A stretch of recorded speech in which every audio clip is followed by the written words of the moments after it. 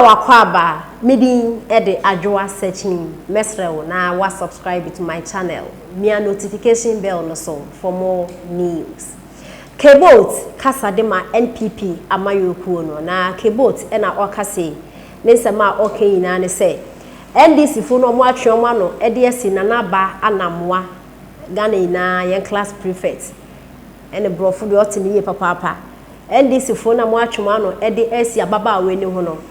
enkosi aga because ebi ase ye wo me sebio okwase apɛ ena one de ose me sesamadwen nti se na naba ewonyansa eda ni tri na wahu enyema his excellency na nado dan kwakufado abaye titru pa any free SHS a oka ho asema mosemo nti ase no and over to you. Kebot is over to you. Mo amo kasale emfa no kra na ebusuafo ensem no emu enchiremu ni be 3 years ago ena KSM show oye na naba anamwa interview na interview no na naba e kan say free SHS a his excellency na nado dan kwakufado e de aba no e fine pa NDC fo no e wo so mo e kasa e de etia because eneme bi enkoye e wo mo side but free SHS no nka yen train da ben kosi da ben ansana obi atumi implement it ana said da ben ye ne ebesisi school aden na wo Ghana ha ansana abim na aba de ono no also support it na video we 3 years aba ene NDC fu kra betwa abona na aba na ho nsem aba kwa na de ade na se IMF nsensem ba ni a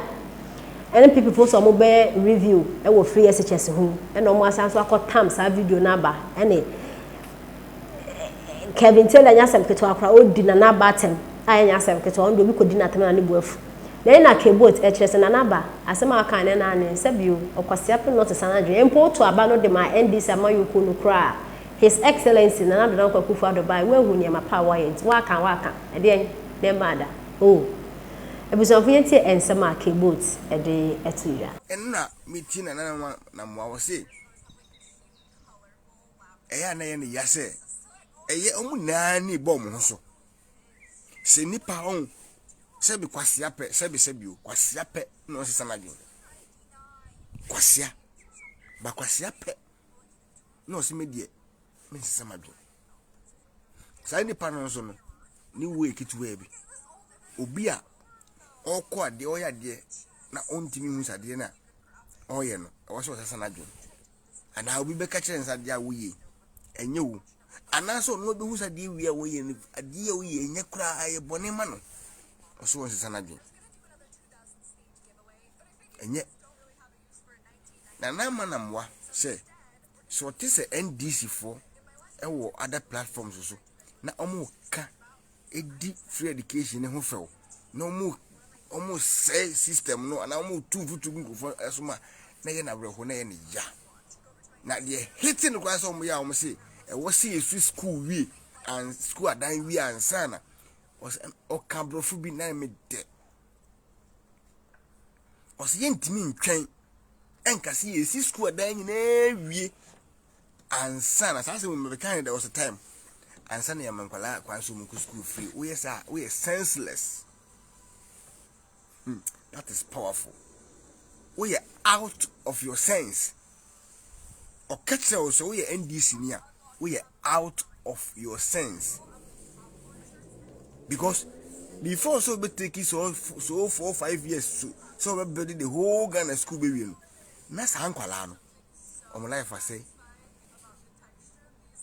Omo no mo dru sa 6th level ho no. No ma pass out omo twem. Woni mu nipa mpempem a sa free education e baaye no. Etimi abe cover home. Anka e ka si yesi adan wi a se mfie nsian kasa nkwala ni na life we obusa ho ka wobusa ho asenyansani wo se wonye senseless a onka se free education no nkwala na fofole so enti eye useless faso ni so nemu wo se yesi adan wi ansana wo se wonye senseless a ese ohun nyansa se eye more better se nkwala na be fofole so school dem ho na omotimi esua de no o before so omusua de na iguso yesi adan no enu tema yesi adan no wie no na ọma fofolo so asua de ma de nkafe na wo bekire no na nka wo hu no korani. Look at Nyansa. That girl is very brilliant, very very intelligent. Ya ka we no ye de yanko school nti ye start ye complaining ye can free education as a man for be atem and the money free education and apart from and on a national intervention. So I have to mention all the time because minimum say and on emphasis also without education you are empty. Sem fa so me papa no me maame no nya sikere de nyina kokoko ya me si me machi ba me ensa mitimi hwe ni school no bia na ja setem me carpenter ikonkoma ya me yi mitimi bia me shop na nyame ya adom a na no me konka ma me mitimi omu mienu wie bo so mantimi hwe baako odi machi mantimi a bi odi machi mienu a me so ono mum nko no ene me no kase busa Felix mi tim fa me ho me no bibia sika kro wo no me tias misuru no sika menua ne wo no me tikro mu a enso misuru no enti so bi kachira wo se me se na moa me se wachina ma ba video ma woni ayi elmina hin kwa ma yade. I feel very emotional, especially sa ohen no say yensisi suku adan nwie se wonye senseless uni mental problem. What be